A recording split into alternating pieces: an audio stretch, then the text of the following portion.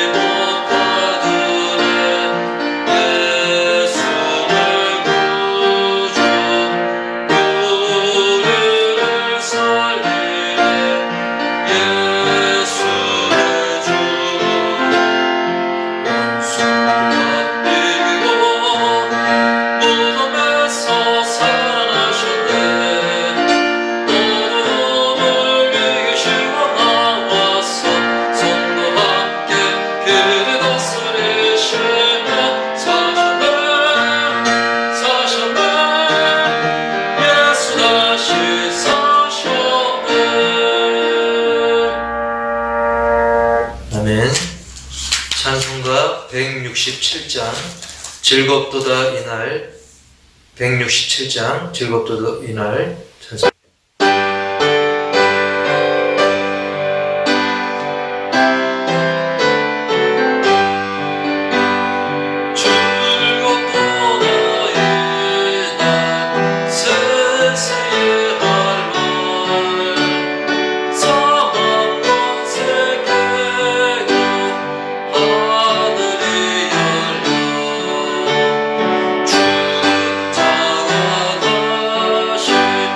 주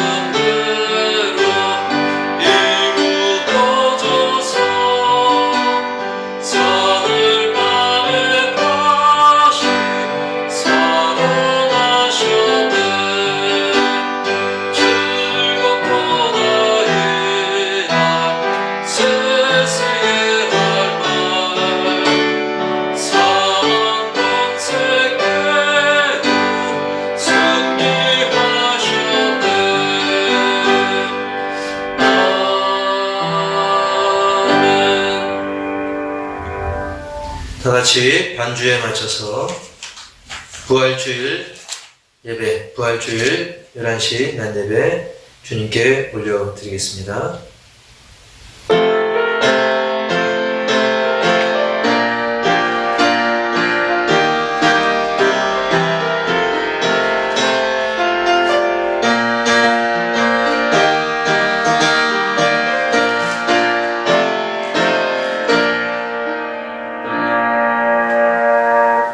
만일 그리스도 안에서 우리가 바라는 것이 다만 이 세상의 삶뿐이면 모든 사람 가운데 우리가 더욱 불쌍한 자이리라. 그러나 이제 그리스도께서 죽은 자 가운데서 다시 살아나사 잠자는 자들의 첫 열매가 되셨도다. 아멘. 하나님 아버지, 오늘 거룩하고 복된 주일, 특별히 주님께서 사흘 만에 부활하신 그 부활의 날을 기념하며 부활주일 예배로 하나님께 영광을 올려드립니다.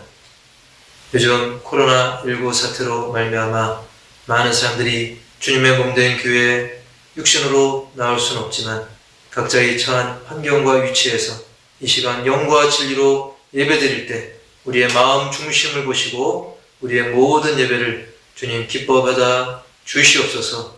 선교지와 각 가정과 일터와 모든 시간, 모든 상황 속에서 여전히 운행하시고 돌보시는 주님의 섬세한 돌보심을 우리가 기억하면서 이 시간 영과 진리로 예배드리게 하시고 우리의 예배를 받으시고 한없는 은혜와 권능으로 덧입혀 주시옵소서. 이 세상 그 누구도 할 수 없었던 이 놀라운 구원의 역사, 특별히 이 부활로 열매 맺는 그런 주님의 놀라운 부활의 은총을 덧입는 복된 시간이 되게 하여 주시옵소서.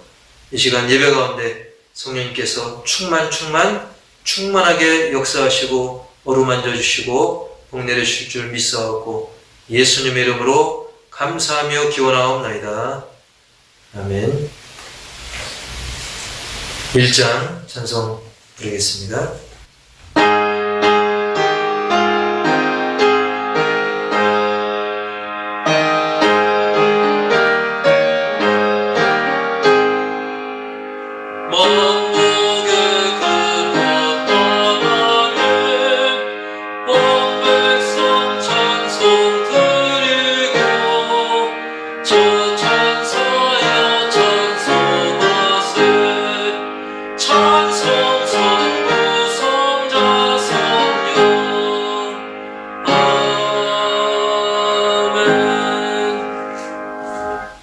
교동문 134번입니다. 부활절 교동문 134번.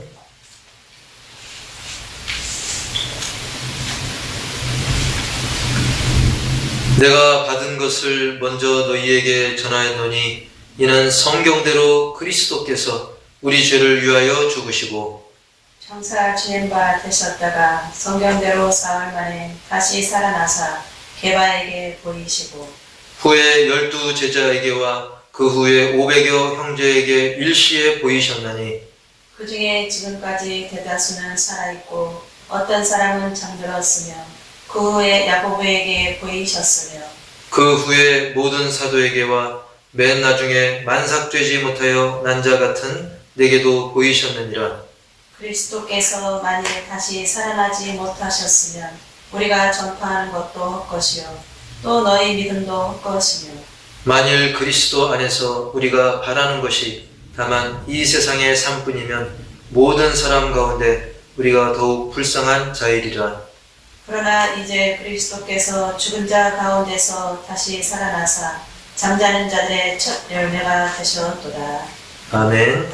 전능하사 천지를 만드신 하나님 아버지를 내가 믿사오며 그 외아들 우리 주 예수 그리스도를 믿사오니 이는 성령으로 잉태하사 동정녀 마리아에게 나시고 본디오 빌라도에게 고난을 받으사 십자가에 못 박혀 죽으시고 장사한 지 사흘 만에 죽은 자 가운데서 다시 살아나시며 하늘에 오르사 전능하신 하나님 우편에 앉아 계시다가 저리로서 산자와 죽은 자를 심판하러 오시리라. 성령을 믿사오며 거룩한 공회와 성도가 서로 교통하는 것과 죄를 사하여 주시는 것과 몸이 다시 사는 것과 영원히 사는 것을 믿사옵나이다. 아멘. 161장 찬송가 161장 할렐루야 우리 예수 부활 승천하셨네. 찬송하겠습니다.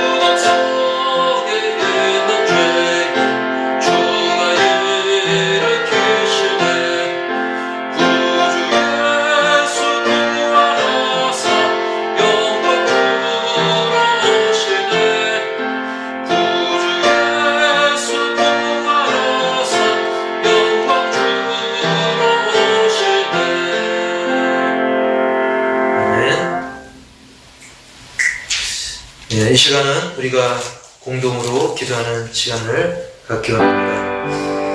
지금 대한민국뿐만 아니라 전 세계적으로 이 코로나19로 인해서 어려움을 겪고 있는데 이 상황이 속히 종식되고 하나님의 샬롬의 복이 하나님 주시는 진정한 평강의 복을 우리가 다시 누리며 찬양할 수 있도록 진심으로 회개하고 온전히 회복되는 역사, 그리고 복음이 더 힘있게 뻗어나가는 그런 역사를 위해서, 그리고 육신의 죄로 인하여 어려움 당하는 우리 성도님들을, 그리고 가정들을 위해서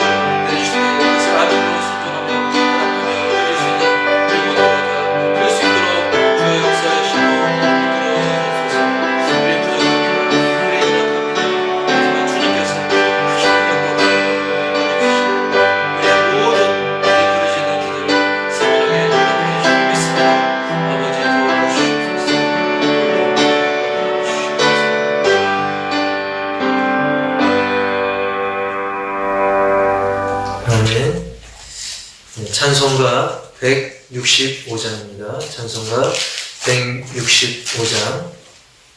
주님께 영광, 다시 사신 주.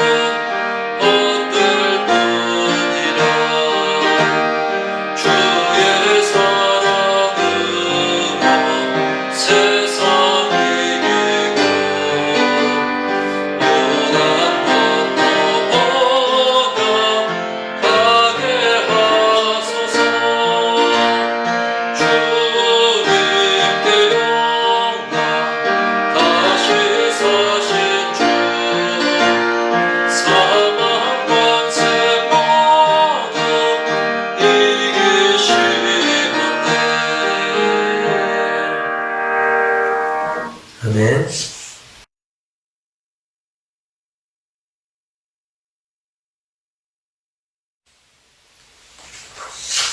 하나님 말씀은 고린도전서 15장 3절로 8절, 신약성경 282페이지입니다.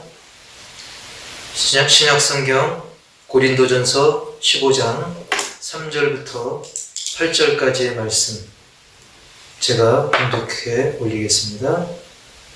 고린도전서 15장 3절부터 8절까지 봉독하겠습니다.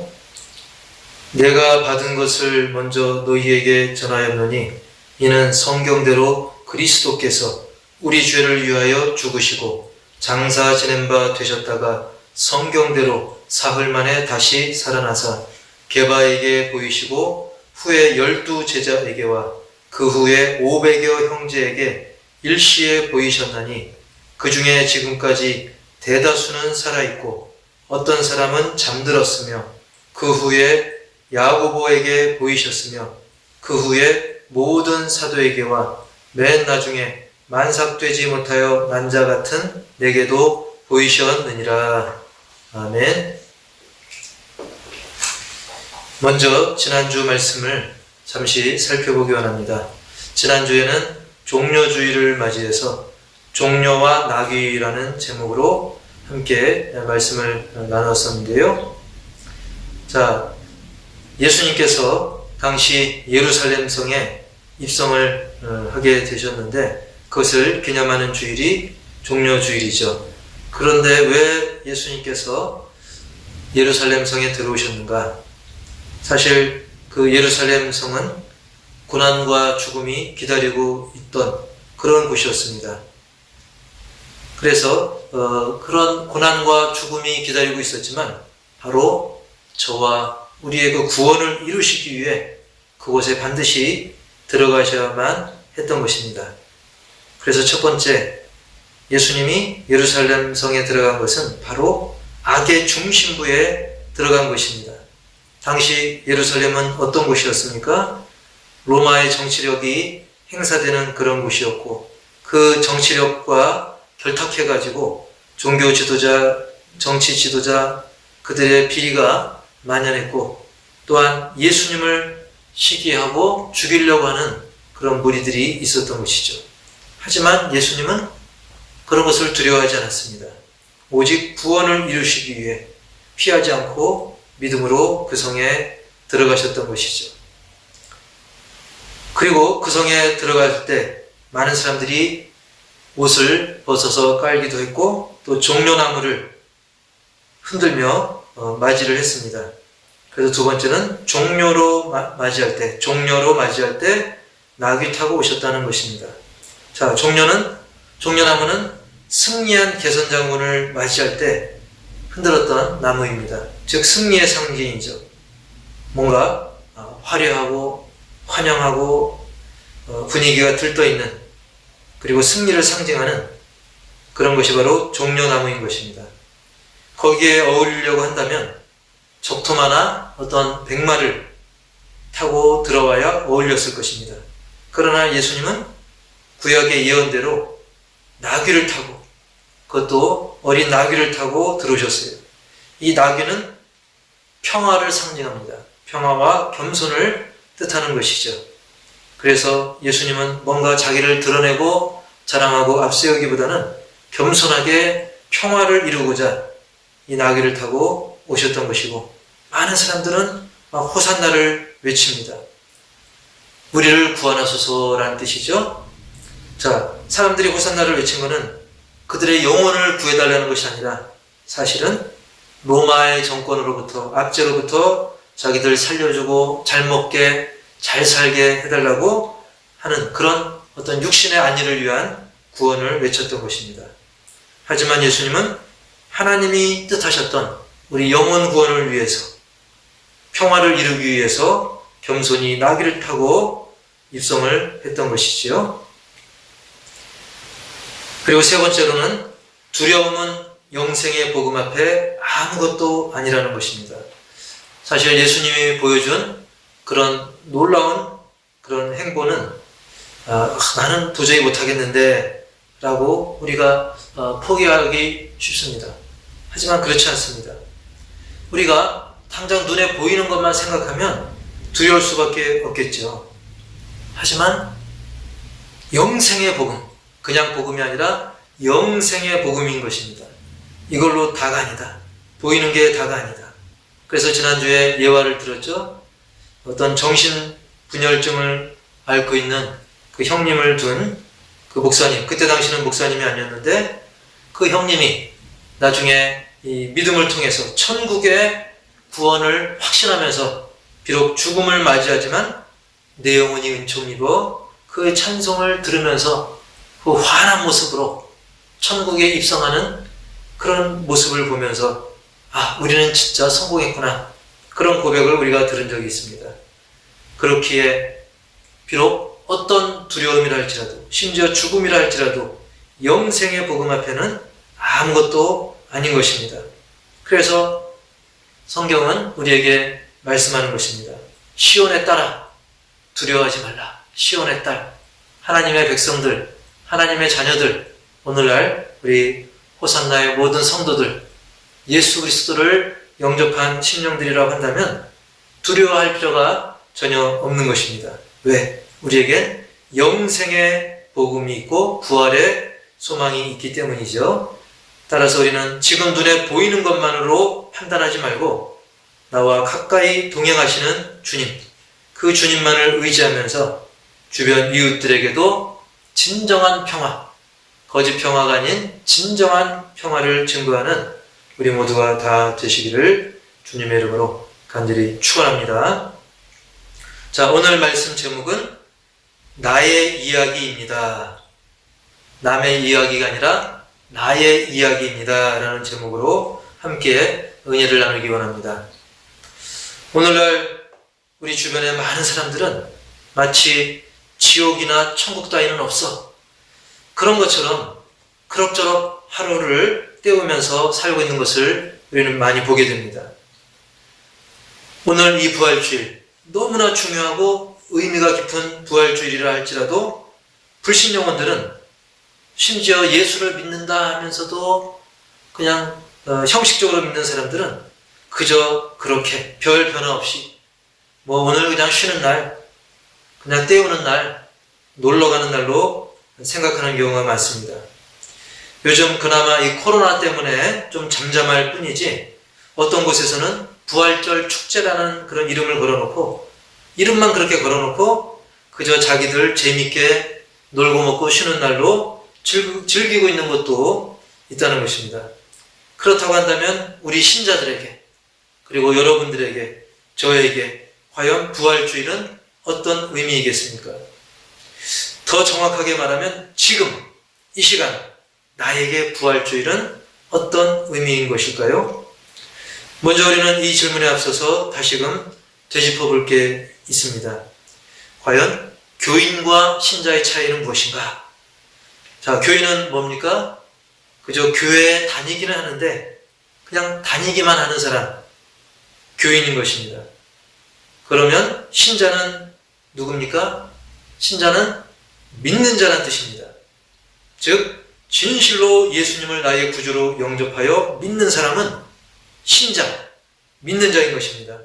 신자, 믿는 자라고 했는데, 그렇다면 무엇을 믿는다는 것입니까? 물론 예수님을 당연히 믿죠. 그런데 예수님의 무엇을 믿는가? 물론 예수님이 이 땅에서 하신 모든 일들을 다 믿는 것입니다. 그런데 예수님이 이 땅에서 하신 많은 일들이 물론 다 귀한 일들이기 때문에 그 어느 것 하나 뺄 수는 없지요. 그럼에도 불구하고 다 중요하지만 그래도 이것만큼은 절대로 빠져서는 안 된다. 그게 뭐가 있을까요? 물론 뭐 소경의 눈을 뜨게 하신 일, 바다 위를 걸으신 일, 안진뱅이 일으킨 일들, 뭐 이런 것들 중요하긴 하지만 그 사실이 빠져 있다고 해서 치명적인 결과가 있는 것은 아닙니다. 자, 그렇다면 뭐는 도대체 이건 절대 빠져서는 안 된 그런 일일까요? 물론 예수님의 십자가 죽음도 결코 빼놓을 수 없는 것이죠. 나를 위해 죽으신 십자가의 그 사건. 그런데 그것과 더불어서 절대로 빼놓을 수 없는 것이 있습니다. 바로 우리가 반드시 믿어야 될 그것은 바로 부활인 것입니다. 물론 다른 것도 다 중요합니다. 그런데 이 부활은 정말로 그 중요한 것 중에서도 아주 중요한 것이죠. 이 부활, 그것 때문에 우리의 믿음이 타 종교들과 절대적인 차이가 있는 것입니다. 불교의 석가모니는 설법을 통해서 나는 신이 아니다, 나는 하나님이 될 수가 없다 라고 그 이유를 설명했습니다. 석가모니가 이렇게 얘기합니다. 나는 중생을 구원할 수 있는 능력이 없다. 나는 시간과 공간을 초월할 수가 없다. 그리고 무엇보다 남의 죄를 사할 수 있는, 용서해 줄 수 있는 그런 권세도 없다. 이런 고백을 석가모니 스스로도 했던 것입니다. 그래도 그는 장수해가지고 82세를 살다가 그만 돼지고기를 이제 식사로 드신 후에 식중독으로 사망을 했습니다. 일생을 마쳤습니다. 그리고 화장을 한 다음에 그 유골을 8부족에게 나누어서 보관하게 했던 것입니다. 그리고 우리가 이슬람의 그 마호멧을 또 생각해 볼 수 있는데, 그도 이 세상 살면서 십수명의 아내를 거느리며 살다가 좀 더 일찍 죽게 되죠. 62세에 죽어서 메카에 묻히게 되었던 것입니다. 자, 이렇게 부처나 또는 이 마호멧 같은 경우는 그들을 숭배하는 많은 사람들이 모두가 하나같이 그들의 무덤을 자랑합니다. 유골을 자랑하고 뼈가루를 자랑하고 뭐 사리 같은 걸 자랑합니다. 하지만 우리가 믿는 예수님은 어떻습니까? 예수님은 아리마대 요셉이 마련한 무덤에 사흘간 모셔져 있었기 때문에 그 무덤은 있지만 그 안에 유골이 없습니다. 빈 무덤인 것입니다. 왜 그럴까요? 다시 사셨기 때문입니다. 할렐루야. 그리고 하늘로 올라가시기 전에, 승천하시기 전에 무려 40일 동안 많은 사람들에게 부활의 몸을 보여주었던 것입니다. 오늘 본문 고린도전서 15장 5절부터 말씀을 보면 게바에게 보이시고, 게바는 바로 베드로죠. 게바에게 보이시고 후에 12제자에게와 그 후에 500여 형제에게 일시에 보이셨나니 그 중에 지금까지 대다수는 살아있고 어떤 사람은 잠들었으며 그 후에 야고보에게 보이셨으며 그 후에 모든 사도에게와. 아멘. 자, 이렇게 예수님이 죽으시고 무덤에 갇히신 것을 두 눈으로 똑똑히 봤던 사람들이 이렇게 사흘이 지난 후에 예수님이 버젓이 다시 사셔가지고 다니시는 것을 보고 그들 앞에 나타나신 것을 보고 그들의 삶은 완전히 이제 뒤집어지게 됩니다. 완전히 달라지게 되었던 것입니다. 전에는 말씀, 그리고 우리가 참 성경을 읽다 보면 이 사람들이 제자란 말인가 할 정도로 수준이 떨어지고 참으로 답답했던 제자들과 많은 사람들이 부활하신 예수님을 보고는 이제 완전히 달라졌던 것입니다. 전에는 대충 습관적으로 믿었었거나 또는 긴가민가 의심했던 사람들도 이제는 예수님의 복음을 확신하게 되면서 그들의 삶이 완전히 달라졌던 것입니다. 그들은 부활의 주님을 열심히 증거하게 됩니다. 달라져서 이제는 예수님을 부인하는 것이 아니라 예수님을 열심히 증거합니다. 예수님이 이 땅에 함께 하시며 전해왔던 하나님 나라를, 그리고 그 하나님 나라의 복음을 그들은 말로 전하고 또 편지로 전하고 삶의 모습으로도 전했던 것입니다. 심지어 핍박과 생명의 위협 속에서도 굴하지 않고 담대히 복음을 전했던 것입니다. 우리가 초대교회의 역사를 보면 베드로, 안드레, 야고보, 바울 등등 많은 제자들이 복음을 전하다가 순교까지 당합니다. 그리고 그 이후로도 많은 그리스도인들이 목숨을 버리면서까지 부활의 주님을 증거했습니다. 왜 그렇게 바뀌었을까요? 더 이상 예수님은 그저 존경할 만한 죽은 예수님으로, 그분 훌륭했지, 그냥 그런 성인 정도로 끝난 것이 아니라 죽으시고 다시 사신 부활하신 예수님이시고 그 사실을 믿었기 때문에 예수님의 이 생명의 말씀을 증거하지 않을 수가 없었던 것입니다. 그 부활의 주님의 이 놀라운 복음을 전하지 않고서는 도저히 견딜 수가 없었던 것입니다. 아시다시피 원래 제자들을 비롯해 많은 사람들은 예수님을 따르면서도 다른 목적이 있었습니다.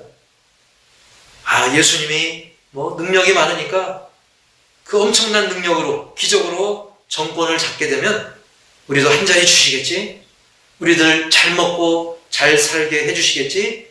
이런 생각들을 했던 것입니다.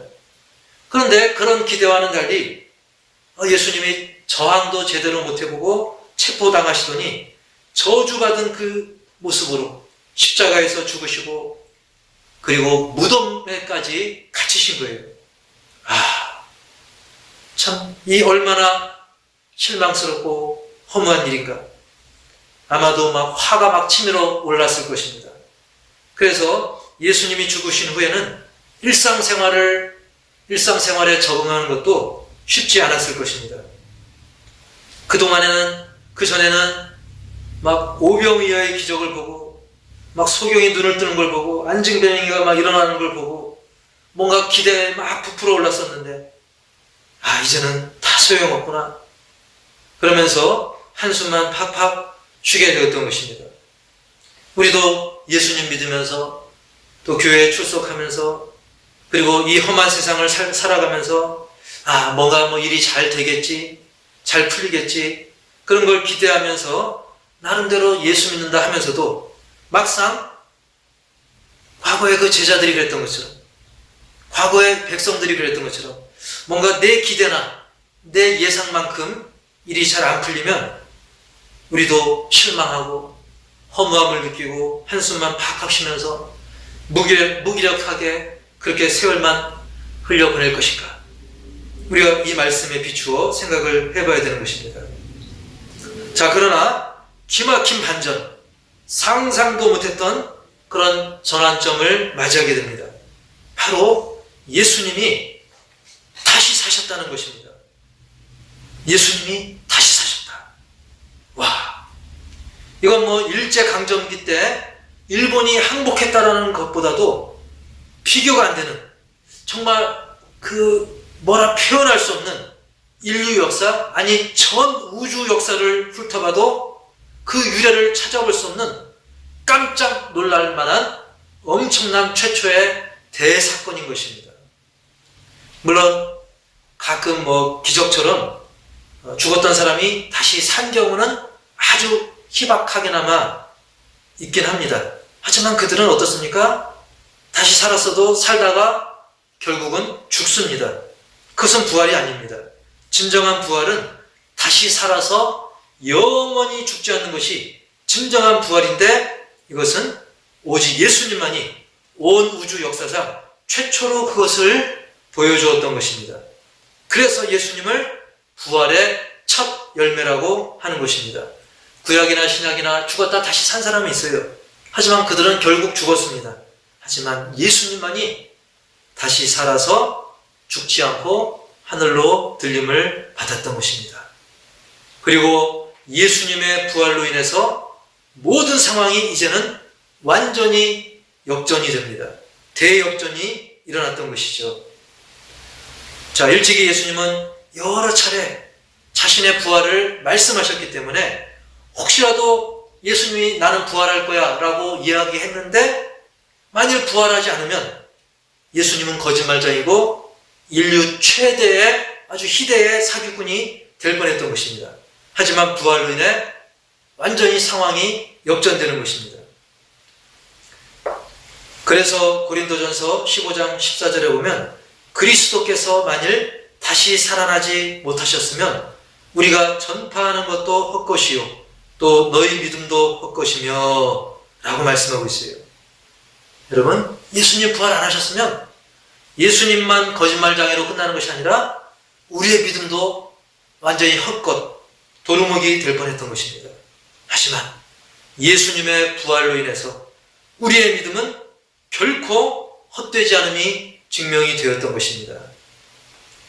우리는 잠깐 살고 가는 이 세상 나그네 길이 끝나게 되면 먼저 우리보다 앞서서 친히 우리가 있을 곳을 예비하라고 하신 예수님 덕분에 우리도 부활의 그 주님의 그 부활에 동참하게 되어서 주님과 함께 저 천국에서 영생 복락을 누리게 되는 것입니다. 할렐루야. 사랑하는 성도 여러분, 부활은 있습니다. 그리고 결정적으로 첫 열매로 예수님이 보여주신 그 부활, 결국은 또 누가 누리게 됩니까? 바로 내가 누리게 되는 것입니다. 내가 누리게 되는 것입니다. 사랑하는 성도 여러분, 부활은 믿는 자의 것입니다. 부활을 믿으십니까? 그렇습니다. 부활은 바로 나의 이야기인 것입니다. 옛날 2000년 전 예수님의 이야기로 끝나는 것이 아니라 그때 예수님을 따랐던 제자들의 이야기로 끝나는 것이 아니라 지금 나의 이야기인 것입니다. 부활은 그저 매년 3, 4월에 지나가는 연중 행사로 끝나는 것이 아니라 우리가 이 세상에서 누릴 수 있는 모든 복들을 다 모으고 전부 다 아주 싸그리 다 모은다 할지라도 그것과도 비교할 수 없는 최대의 복이 바로 부활의 복인 것입니다. 그 복의 주인공이 첫 열매이신 예수님을 지금 믿고 있는 나인 것입니다. 그 복의 주인공은 바로 나인 것입니다. 그게 바로 나라는 말씀인 것이죠. 할렐루야. 주님 부활하셨습니다. 부활과 영생의 관점에서 보면 사실 우리가 이 땅에서 사는 인생이라고 하는 것은 0.000000001%도 안 되는 것입니다. 부활, 영생, 그것은 영원하기 때문에 우리가 사는 인생은 정말 아무것도 아닌 거예요. 고로 우리는 불신영혼처럼 마치 그 부활이 없는 것처럼 살지 말고, 우리도 때가 되면 언젠가 죽게 되지만 그 죽음으로 끝나는 것이 아니라 나에게도 다가올 부활, 나에게도 주어진 그 영생복락의 신앙, 그 신앙으로, 그 믿음으로 하루하루를, 순간순간을 믿음으로 사시길 축복합니다. 얼마 전 제가 영상을 통해서 그 이광기라고 하는 탤런트를, 그분의 간증을 듣게 되었습니다. 그분은 교회는 다녔지만 그냥 말 그대로 교인이었습니다. 형식적인 종교생활 하다가 어느 날 그 사랑하는 아들을 급작스럽게 떠나보내면서 큰 충격을 받습니다. 위험한 생각도 하게 되었습니다. 그러나 하나님과 진솔한 대화를 하기 시작합니다. 하나님께 진심으로 기도하게 되었던 것입니다. 그러면서 정말 불행한 다른 아이들, 불행과 곤경에 처한 그런 오지의 아이들을 위해서 그가 봉사활동하면서 그에게 그런 확신이 듭니다. 아, 내 아들이 하나님 아버지 품에 먼저 가 있는구나. 이제는 나를 기다리고 언젠가 다시 만날 그 천국을 내가 소망하게 되었구나. 그렇기 때문에 이제는 그 다시 만나게 될 그 천국의 아들을 소망하면서 하루하루 그 감사의 삶이 회복이 되었던 것입니다. 그러다가 이제 둘째를 낳게 됩니다. 그때 그는 그런 생각을 하죠. 아, 이 아이는 내 소유가 아니고 하나님이 내게 맡겨준 귀한 천국의 아이임을 고백하는 그런 간증을 듣게 되었습니다. 사랑하는 성도 여러분, 그렇습니다. 부활은 남 얘기가 아닙니다. 그 부활은 예수님이 시작하셨고, 그 부활은 지금 나의 것입니다. 그 부활은 여러분의 것입니다. 그래서 우리는 부활을 믿는 자답게, 온 천하를 다 얻은 사람답게 부활신앙으로 당당하게 감사하면서, 기뻐하면서, 동시에 겸손히, 그리고 즐겁게 하루하루 순간순간을 살아가시기를 주님의 이름으로 간절히 축원합니다. 하나님 아버지, 오늘 귀하고 복된 부활주의를 맞아서 이 시간 주님의 음성을 듣습니다. 부활을 묵상합니다. 하나님, 재작년에도 작년에도 올해에도 부활주의를 우리가 맞이합니다. 내년에도 올 것입니다. 하지만 이 부활절을 그저 1년의 행사로 끝나는 것이 아니라 주님의 그 부활의 첫 열매에 담긴 놀라운 보화와 같은 이 진리를 우리 가슴 깊이 새기고 주님의 고난과 십자가도 묵상해야 되겠지만 이제 그 부활의 능력으로 더 힘있게 주님의 그 능력을 힘입어 믿음의 자녀답게 이 어두운 세상을 진리의 빛으로 밝히는 그런 부활의 능력자들로서의 삶을 힘차게 살아나갈 수 있도록 인도하여 주시옵소서. 그래서 세상 사람들은 무기력하게 이 세상을 하루하루 떼어나가고 있지만 우리는 하루하루를 떼우는 것이 아니라 하루하루를 감사로, 은혜로, 찬양으로, 기쁨으로 주님의 능력으로 힘있게 살아가는 승리자의 삶을 살아갈 수 있도록 도와주시옵소서. 바로 부활의 주인공은 물론 주님이시지만 이제 우리도 예수 안에서 내가 바로 부활의 주인공이다. 바로 내가 부활의 능력을 언젠가 성취해 나갈 믿음의 사람인 것을 확신하면서 한 걸음 한 걸음 믿음의 발걸음을 주님 다시 만날 그날까지 꾸준히 걸어가는 우리 모두가 다 되게 하여 주옵소서. 육신의 연약함으로 고난당하는 심령도 정말 부활하신 주님을 바라보며 최후 승리할 수 있도록 도와주시옵소서. 이 한 주간도 그리고 우리에게 주어진 모든 일생도 오직 부활의 능력으로 기쁨으로 걸어가길 소원하옵고 예수님의 이름으로 감사하며 축복하며 기도하옵나이다. 아멘. 찬송가 171장 부르시며 봉헌하도록 하겠습니다. 찬송가 171장 하나님의 독생자 예수.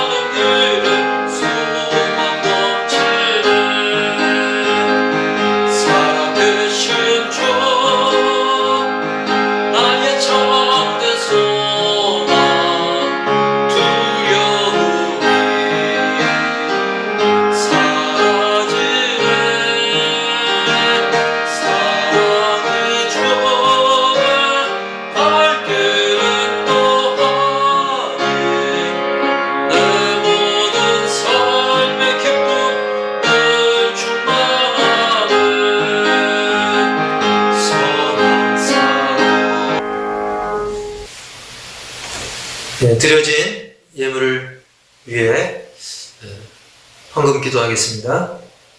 복된 주일을 맞아서 이 시간 시간과 땀과 정성 그리고 기도의 제목을 담아 하나님 앞에 예물을 올려드립니다. 하나님, 이 시간 우리의 마음 정성이 담긴 이 예물을 흠양하여 주시옵소서. 부활절을 맞아서 나를 위해 죽으시고 부활하신 하나님 앞에 진실로 감사하며 부활주일 감사 예물을 올려드리오니 주님 받으시고 우리의 삶이 더욱더 부활의 능력으로 충만해지는, 당당해지는, 동시에 겸손한 삶을 살아갈 수 있도록 역사하여 주시고 부활의 능력을 증거하게 하여 주시옵소서.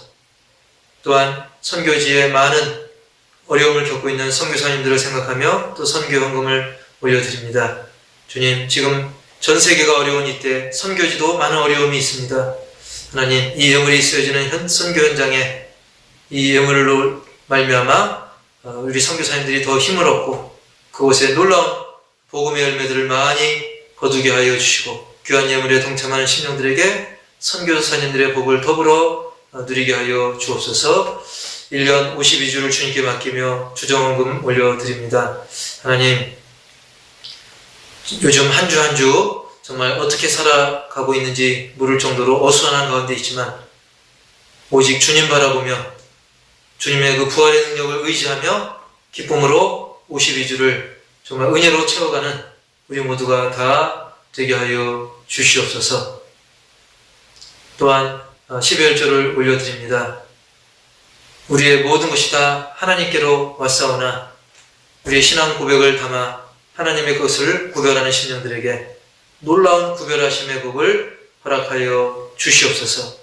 이 시간 범사에 감사합니다. 또 여러 가지 기도의 제목을 담아 또 감사 예물을 올려드립니다. 그리고 무명으로 올려드립니다. 그리고 여러 가지 수고의 손길들 보이는 가운데 때로는 보이지 않는 가운데 주를 위해 수고한 모든 신령들의 그 모든 정성 주님께서 흠양하시고 놀라운 은혜와 복으로 넘치도록 채워 주시옵소서. 예수님의 이름으로 감사하고 축복하며 기도하옵나이다. 아멘. 이 한 주간도 우리가 부활 주일 예배 드린 것으로만 끝나는 것이 아니라 부활의 능력으로, 부활의 감사와 부활의 찬양과 그리고 부활의 증거자로 더욱더 힘차게 그 부활을 많은 사람들에게 알리며 더 능력으로 살아가는 복된 한 주가 되기를 주님의 이름으로 축원합니다. 찬송 2장 부르시고 축복하겠습니다.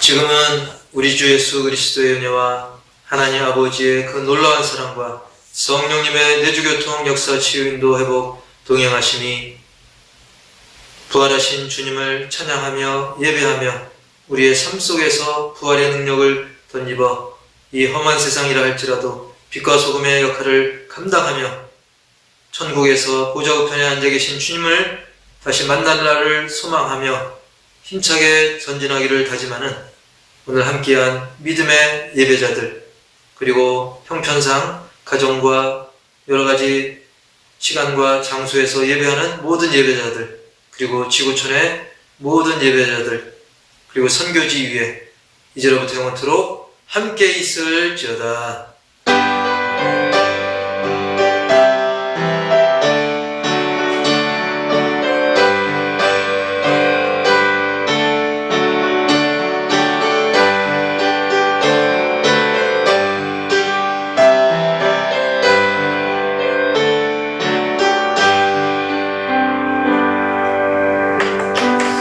예배를 마쳤습니다. 이 한 주간 은혜 가운데 하나님의 은혜를 풍성 누리고 간증하며 사는 복된 한 주간이 되기를 주님의 이름으로 축복합니다.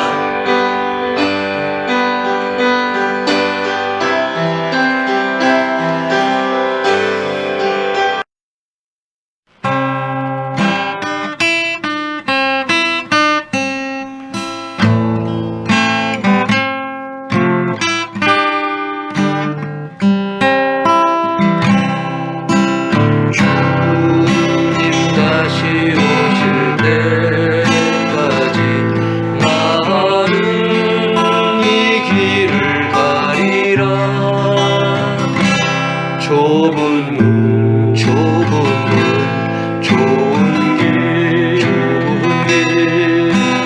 나의 십자가 지고 나의 가는 길 끝에서 나를 주님을 보리라. 영광에 내 주님 나를 맞아주시리. 주님 다시 오실 때까지